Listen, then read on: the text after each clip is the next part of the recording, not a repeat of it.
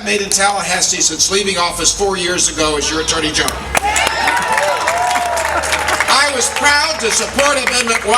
I was proud to go to my own local editorial board with the Orlando Sentinel and tell them they needed to endorse and not sit on their hands, and they endorsed. And I'm proud that you worked so hard, all the organizations and all the people here, to make it a reality. We passed that. We've got the dedicated funds of 1/3 of the dock stamps in this state to go to land acquisition and to water and conservation. And that's a very big achievement. Now, let's keep it. Let's keep it. There is another side of that. This is the greatest state in the United States to live and work and raise a family. And in order for you and I to be able to preserve this for our children and our grandchildren, we have to preserve the land and the water and all the things that make Florida great. That's what Florida's about. It's about the rivers and the streams and the lakes and the Everglades. It's about the woods and the forests. It's about the nature that's out there. It's about my being able to go out with my grandchildren to go canoeing on the most pristine river around anywhere in the country. And I'm proud of the fact that when I was a congressman, I sponsored and passed a bill to make the Wekiva River a wild and national scenic river, only one of 2 in our state. Unfortunately, we need to have more like that. And so when we talk today about the priorities, and that's what we're here about these $750 million or so that's estimated is going to come from Amendment 1's dock stamp reservation and how it's going to be spent, the context is this is just a small down payment on what needs to be done. The reality is we've got a lot more to do. And I'm looking out there and saying, okay, I was on the cabinet as a cabinet member, as your Attorney General. We never had enough money for Florida Forever lands, but we had more than they've had the last couple of years.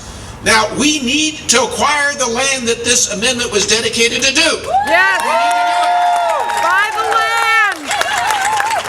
Many of those lands can be acquired in the sense of conservation easements that don't allow or require somebody to give all their property. It costs a little bit less, but it means those lands will never be developed. Much of that money and much of that land acquisition needs to go to those properties that are going to protect our groundwater and our aquifer. Yes. We need to do that. And then there's a little clause in this amendment that some people want to stretch a bit about managing and restoring those things that come that are natural resources like springs, those things that are out there. Now we're for doing that, and this amendment allows some experimenting with that perhaps. But some of my friends in the legislature are going to have to set those priorities with the governor. Just how are we going to do this? Maybe, just maybe, I know you want to hear it, maybe there are 1 or 2 wastewater or septic tank plants that need to be protected or rebuilt or something in order to do some of these things. Maybe that's part of the reason we're here, but it's a small part. It has to be a tiny part because there's so much more important stuff that has to be done.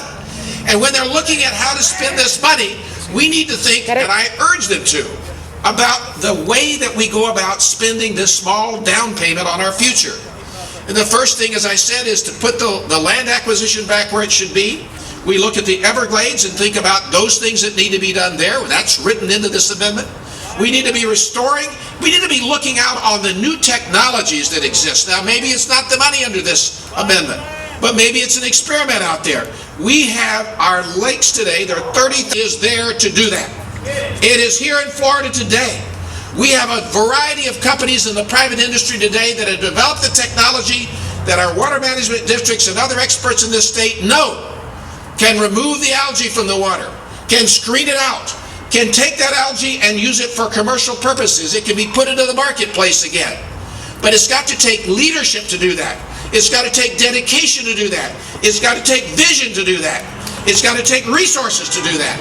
It's got to say, this is our priority. There are a lot of things that we need to do in our state. I don't envy the legislature, the governor, the decisions they have to make about the budget and the spending and all the other things that I know all too well, having served in the Florida cabinet, need to be addressed in our state. But the number one priority in our state is our environment and our water resources, the quality and quantity of water. That's number one. And so I urge all of the leaders of this state, all of our elected officials, to take that view when they look at, first and foremost, how how they dedicate and how they spend the limited money that's in Amendment 1. We worked hard, you and I did, to make sure this funding is dedicated, and it should be used for the land acquisition and the water protection, which we dedicated it for, and find other resources to do other things, and then go out and find all that additional resources that are going to be needed to really clean up the waters of this state. Thank you, and God bless you for all you're doing. Thank you.